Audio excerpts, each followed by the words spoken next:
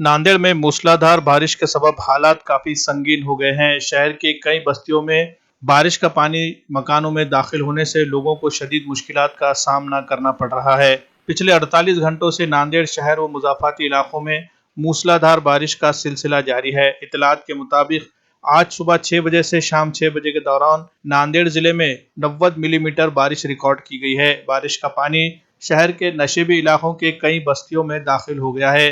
घरों में बारिश का पानी दाखिल होने से लोगों का बड़े पैमाने पर नुकसान हुआ है। शहर के देगलूर नाका, मिल्लत नगर, दबकपुल, खड़गपुरा, मिल एरिया, पंचशील नगर, सैलाब नगर, दुलेशाह रहमान नगर, श्रावस्ती नगर, इन इलाकों में बारिश का पानी लोगों के मकानों में दाखिल हो गया है। श्रावस्ती नगर के बारे में ये इतलात आ रही है कि वहां पर कई लोग अभी भी पानी में फंसे हुए हैं और बाहर निकलने के लिए मदद का इंतजार कर रहे हैं। ये नज़ारा है शहर के देगलूर नाका इलाके के दबकपुल का। यहाँ के 100 से ज्यादा मकीनों के घरों में बारिश का पानी दाखिल हो गया है। यहाँ के अवामी नुमाइंदों ने इस मामले की इत्तला म्युनिसिपल कॉरपोरेशन इंतजामिया को दी है।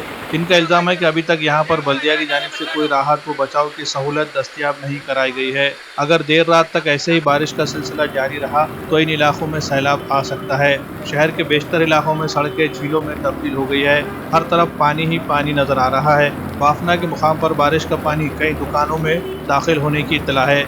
छोटे बड़े नदी नाले लबालब भर चुके हैं। हैदराबाद की सड़कों पर भी चारों तरफ पानी ही पानी नजर आ रहा है। शहर के अलावा देही मुकामात पर भी हालात काफी संगीन हो गए हैं। मनियार नदी में आए सैलाब की वजह से देगलूर बिलोली के कई गांव में नदी किनारे की बस्तियों में सैलाब का पानी दाखिल हो गया है। इंतजामिया ने लोगों को चौकन्ना रहने की अपील की है। जोरदार बारिश की वजह से मुदखेड़ नांदेड़ हाईवे बंद कर दिया गया है। यहाँ से जाने और आने वाले लोगों को एहतियात से काम लेने की अपील की गई है। जिला कलेक्टर डॉक्टर अभिजीत राउत ने बारिश के सबब पैदा हो रहे मसाइल को देखते हुए जहां एक तरफ शहर व जिले के लोगों को चौकन्ना रहने की नसीहत की है तो वहीं दूसरी तरफ मुख्तलिफ महकमे अफसरान को भी लोगों की मदद के लिए तैयार रहने की अपील की है। इस सैलाबी सूरत हाल बनती है तो इससे निपटने के लिए हर तरह की तैयारी के अहकाम दिए गए हैं। मिल्लत नगर, इकबाल नगर, नूरी चौक जैसे इलाकों में भी हालात काफी संगीन है। किनवट में नदी के पानी के बहाव में पुल बह जाने से रास्ता बंद हो गया है और यहाँ रास्ता पार करते हुए एक शख्स के बह जाने की खबर मिली है।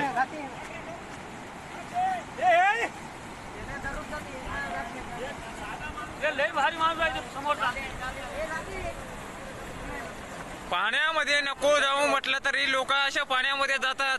हे बेलोरी रस्त्याचे लोक आहे, बेलोरी गावातली लोक राहणार जाऊ नको म्हटलं तरी असे पाण्यामध्ये जातात। तरी त्याला पाणी ऐकत नाही, तरी सांगलं तरी ते ऐकत नाही। नको जाऊ म्हटलं तरी ते पाण्यामध्ये चालले। कसं करावं आपण, तशा लोकांना काही समजत नाहीये।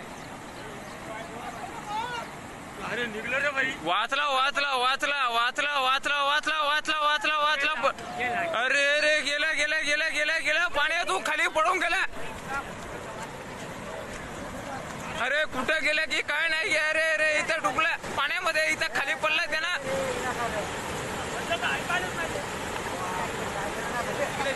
बाहेर निघला, अरे इकडे निघला इकडे निघला इकडे निघला निघला निघला निघला।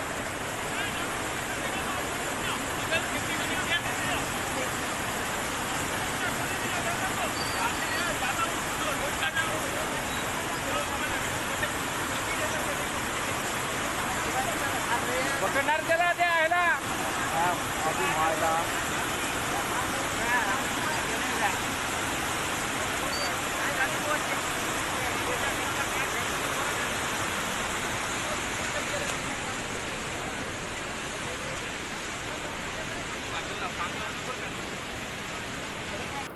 नमस्कार. आपण बघतोय की आज नांदेड जिल्ह्यामध्ये जी अतिवृष्टीची परिस्थिती निर्माण झाली आहे त्या अनुषंगानं सगळीकडे प्रशासनाला सतर्क राहण्याच्या सूचना देण्यात आलेल्या आहे. महसूल विभाग, पोलीस विभाग, सर्व स्थानिक स्वराज्य संस्था आणि इतरही जे निगडीत शासकीय विभाग आहेत सगळ्यांचे अधिकारी कर्मचारी हे वॉरफुटिंगवरती या आपत्ती व्यवस्थापनाच्या आणि मदत कार्याच्या कामामध्ये सद्यस्थितीमध्ये आपली सेवा बजावत आहेत. मात्र असं असलं तरी माझं सर्व नांदेड जिल्ह्यातल्या नागरिकांना एक आव्हान राहील की आपण स्वतःची काळजी घेणे आणि कुठलीही जीवितहानी टाळण्याच्या दृष्टीनं स्वतःला सुरक्षित ठेवणे हे सर्वात जास्त महत्त्वाचं या क्षणी आहे. कुठेही धाडस करून पूल ज्या ठिकाणी असेल तिथे जर पाणी वाहत असेल तर त्याच्यावरनं प्रवास करणं, त्या ठिकाणी गाड्या टाकणं किंवा अनावश्यक बाहेर गर्दी करून एखादी घटना बघण्यासाठी जाणं हे प्रकार आपण प्रकर्षानं टाळायला हवेत. सकाळी अशाच पद्धतीचा एक धाडस करताना एक युवक वाहून गेलेला आहे आणि ती कधीही न भरून येणारी क्षती त्या कुटुंबासाठी, आपल्या जिल्ह्यासाठी झालेली आहे. ही क्षती इतर कुणाच्याही कुटुंबात होऊ नये यासाठी प्रशासनाला सहकार्य आपण करावं, या दृष्टीनं मी आज आपल्याला हे आवाहन करत आहे. त्यामुळे मी पुनरुच्चार करतो की कुठल्याही प्रकारे पाणी वाहत असलेल्या पुलावरनं गाड्या टाकणे किंवा गर्दी करून एखाद्या ठिकाणी एखादा धबधबा बघायला किंवा एखाद्या ठिकाणी पाणी साचलेलं बघायला जाऊ नये. अशा प्रकारे आपण स्वतःची काळजी घेणं आवश्यक आहे. कुठल्याही ठिकाणी जर एखादी आपल्याला बाब निदर्शनास आली, असं वाटते की ज्या ठिकाणी प्रशासनाची मदत आवश्यक आहे, तर आपण मी सांगतो त्या क्रमांकावरती संपर्क करू शकता. 024 62 23 50 77. पुन्हा एकदा सांगतो 024 62 23 50 77 हा आपला नांदेड जिल्ह्याच्या नियंत्रण कक्षाचा नंबर आहे. जो इमर्जन्सी 112 नंबर आहे त्यावर सुद्धा आपण माहिती दिली तर त्या अनुषंगानं पुढील मदत कार्य आणि बचाव कार्य सुरू करते. धन्यवाद. कुल हिंद मजलिस इत्तेहादुल मुस्लिमीन के महाराष्ट्र जनरल सेक्रेटरी सैयद मोइन साहब और मराठवाड़ा सदर फिरोज साहब ने हिदायत के मुताबिक वार्ड नंबर 12 ये हमीदिया कॉलोनी हिलाल नगर का एरिया है, उधर हबीबिया कॉलोनी है, पीछे का पाकिजा नगर का एरिया है. ये कुदरती आफत तो अल्हम्दुलिल्लाह हर इंसान उससे बेबस है, लेकिन ये जो आफत आने वाली है ये इंसानों की घड़ी हुई आफत है, इंसानों की पैदा करदा आफत है. क्योंकि यहाँ के नगर सेवक के मातहत जो गुलामा रहते हैं उनके घर यहाँ पर बने हुए हैं. इस नाले के ऊपर इससे पहले भी मेमोरेंडम दिया गया था कि दबक पुल से लेकर पाकिजा नगर जो नाला है, नाले के ऊपर तकरीबन 10 से 12 घर बने हुए हैं, जिसकी वजह से जो यहाँ का जो पानी जो जाता है वो रुक जाता है, जिसकी वजह से हर घर के अंदर पानी यहाँ पे घुस चुका है. और ये पूरे नांदेड़ का जो गंदगी है, नांदेड़ की पूरी गंदगी यहाँ से इस इलाके के होते हुए पाकिजा नगर में जाती है. तकरीबन आप यहाँ से देखो, तकरीबन यहाँ से 100 से 150 घर है, हर घर के अंदर यहाँ लोग फंसे हुए हैं. बच्चे हैं, बूढ़े हैं, मासूम बच्चे हैं, ज़ईफ़ लोग हैं, बीमार है, और कुछ तो घरों के अंदर डिलीवरी भी है. तो उन लोगों को अभी तक राहत नहीं पहुंची. मैंने कमिश्नर साहब से कहा है, मैंने कमिश्नर साहब को पर्सनल फ़ोन करा, उन्होंने फ़ोन उठाया, उसने साहब से बात हुई, यहाँ का लोकेशन डालो. मैं सिद्दीकी साहब को भेजता हूँ. उन्होंने कहा, मैं वही कहना चाहता हूँ कि मैंने उनसे कहा है कि सर यहाँ पे बहुत ज़्यादा समझो पानी का बहुत तेज़ हो रहा है, आप प्रशासन को पहली फुर्सत में भेजिए. उन्होंने कहा कि मैं तड़वी साहब को तो अभी तक प्रशासन बेहिस है, सोया हुआ है. मैं प्रशासन से कहना चाहता हूँ कि अगरचे आइंदा वक्त में अगरचे कुछ हालात ऐसे बिगड़ते हैं और कुछ इंजरी होती है, इसका कौन जिम्मेदार होगा? हम इस इलाके के जागरूक नागरिक हैं.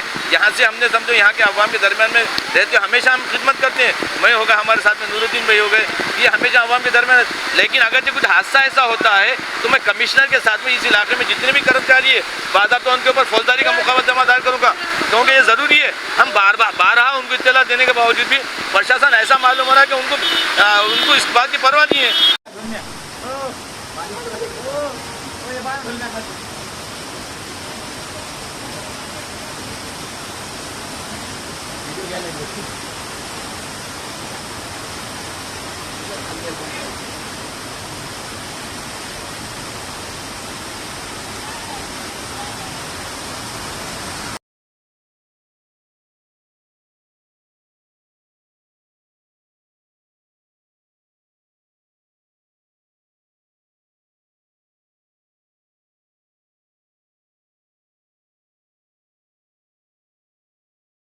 शाहीन एकेडमी नांदेड़ में पिछले 3 सालों में कोचिंग लेने वाले तलबा के शानदार नताइज पर एक नज़र डालते हैं. इन 3 सालों में मेडिकल में जिन तलबा का सिलेक्शन हुआ है उनकी तादाद कुल मिलाकर 164 है. इनमें MBBS, BDS, BAMS, BUMS और BHMS के तलबा के नाम शामिल है. इसी तरह इंजीनियरिंग व दीगर प्रोफेशनल कोर्सेस में एडमिशन हासिल करने में कामयाब होने वाले तलबा की तादाद भी काबिले लिहाज पाई जाती है.